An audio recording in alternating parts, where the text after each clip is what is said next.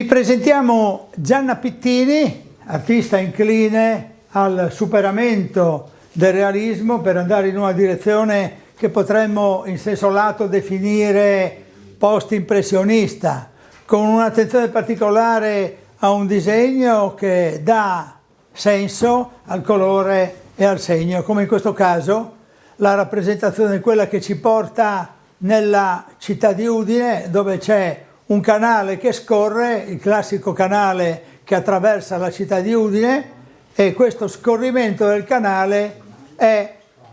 impressionato da questa lucida dimensione delle acque e da questo segno, da questa traccia che accompagna questo albero e questo muro che circonda il canale stesso. Che vi vogliamo presentare di Gianna Pittini è un'opera che rappresenta questo abbraccio,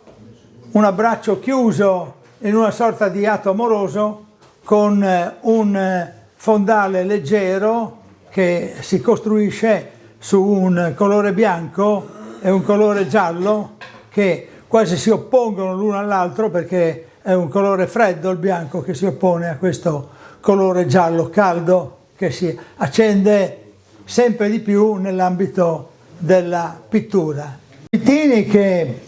ci consegna un'immagine cara all'artista, un gatto, un piccolo animale che è espressione di tenerezza e di dolcezza, con questi occhi che sembrano scrutare la pittrice stessa che lo sta riprendendo.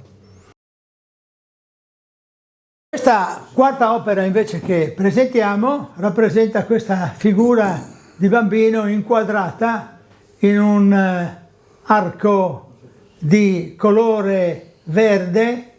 che dà il senso di una natura che circonda il bambino, che circonda questo sguardo carico di interrogativi, non si coglie se di malinconia o di dolcezza, o forse tutte e due. Penso che si possa osservare anche la costruzione delle case che stanno dietro questa figura. E io credo che si debba ancora una volta sottolineare il lavoro di Gianna Pittini come un lavoro che esce dalla figuralità più netta e più tradizionale per tradursi in quello che un po' impropriamente vogliamo comunque definire post-impressionismo.